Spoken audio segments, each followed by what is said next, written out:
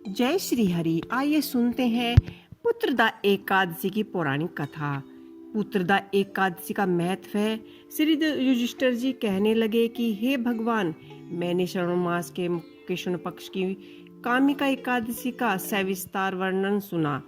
अब आप मुझे श्रवण शुक्ल एकादशी का क्या नाम है, व्रत करने की विधि तथा इसका महात्म कृपा करके कहिए। मधुसूदन कहने लगे कि इस एकादशी का नाम पुत्रदा एकादशी है। इस एकादशी को पवित्र एकादशी भी कहा जाता है।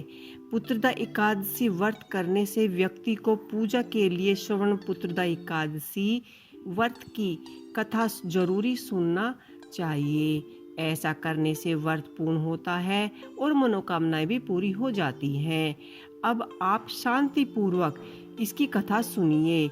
इसकी कथा सुनने मात्र से ही व्यापीय यज्ञ का फल प्राप्त होता है। पुत्रदा एकादशी की व्रत कथा। द्वापर युग के आरंभ में महिषीमती नाम की एक नगरी थी, जिसमें महीजित नाम का एक राजा राज्य करता था। लेकिन पुत्रहीन होने के कारण राजा को राज्य सुख दया नहीं लगता था। उसका मानना था कि जिसके संतान न हो, उसके लिए यह लोक परलोक दोनों ही दया सुखदीय होते हैं। पुत्र सुख की प्राप्ति के लिए राजा ने अनेक उपाय किए, परंतु राजा को पुत्र की प्राप्ति नहीं हुई। वृद्धावस्था आते देखकर राजा ने प्रजा के प्रतिनिधियों को बुलवाकर कहा कि प्रजाजनों, मेरे खजाने में अन्य से उपार्जन किए हुए धन नहीं है, न मैंने कभी देवताओं तथा ब्राह्मणों का धन छीना है।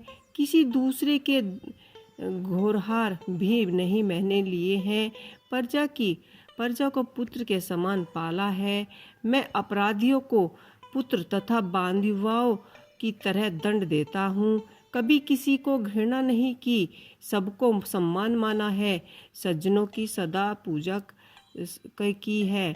इसी प्रकार धर्मयुक्त राज्य करते हुए भी मेरे पुत्र नहीं है, सो मैं अत्यंत दुख पा रहा हूँ। इसका क्या कारण है?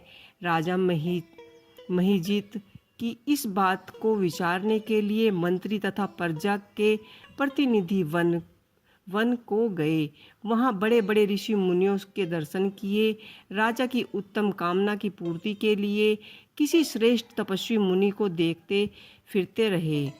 एक आश्रम में उन्होंने एक अत्यंत वृद्ध धर्म के ज्ञाता बड़े तपस्वी परम परमात्मा में मन लगाए हुए निराहार जितेंद्रिय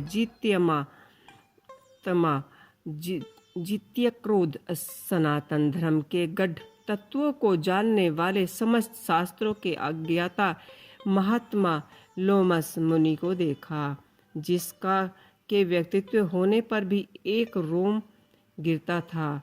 सबने कहा जाकर ऋषि को प्रणाम किया।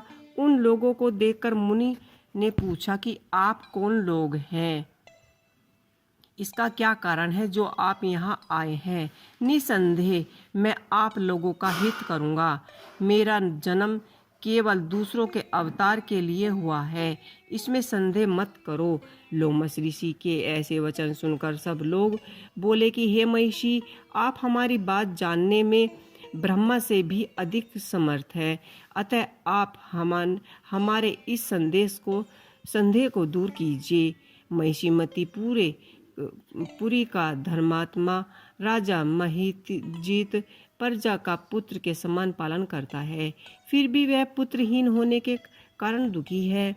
उन लोगों ने आगे कहा कि हम लोग उसकी प्रजा हैं, अतः उसके दुख से हमें भी दुख होता है।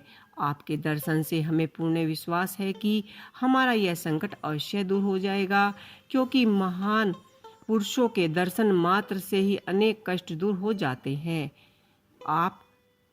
अब आप कृपया करके राजा के पुत्र होने का उपाय बतलाइए।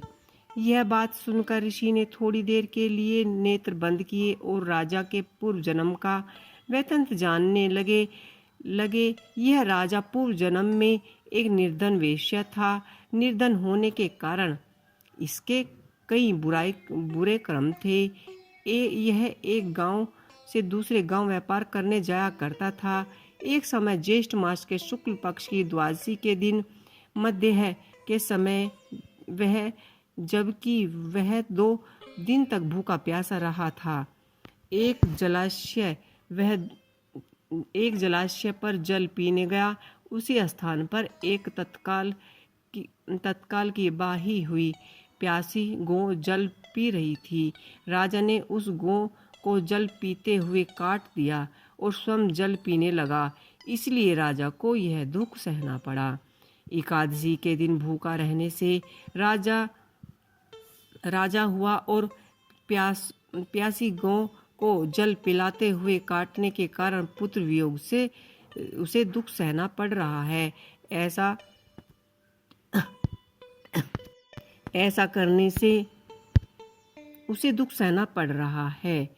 ऐसा सुनकर सब लोग कहने लगे कि हे ऋषि, शास्त्रों में पापों का प्रायश्चित भी लिखा हुआ है, अतः जिस प्रकार राजा का यह पाप नष्ट हो जाए, आप ऐसा कोई उपाय बतलाइए।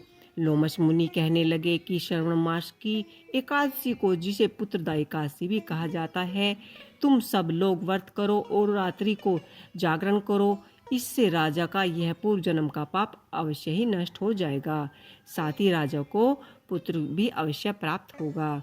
लोमश मुनि के ऐसे वचन सुनकर मंत्री सहित सारी प्रजा नगर में वापस लौट आई और जब श्रवण शुक्ल एकादशी आई तो ऋषि की आज्ञा अनुसार सबने पुत्रदा एकादशी का व्रत जागरण किया। उसके पश्चात द्वादशी के दिन उसके पुण्य का फल राजा को दिया गया।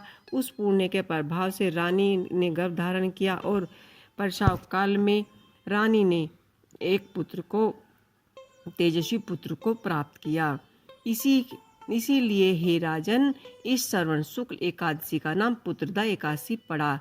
अंत में संतान सुख की इच्छा हासिल करने वाले इस व्रत को अवश्य करें। इसके महात्म को सुनने से मनुष्य जब पापों से मुक्त हो जाता है और इस लोक में संतान सुख भोगकर परलोक में स्वर्ग की प्राप्ति करता है।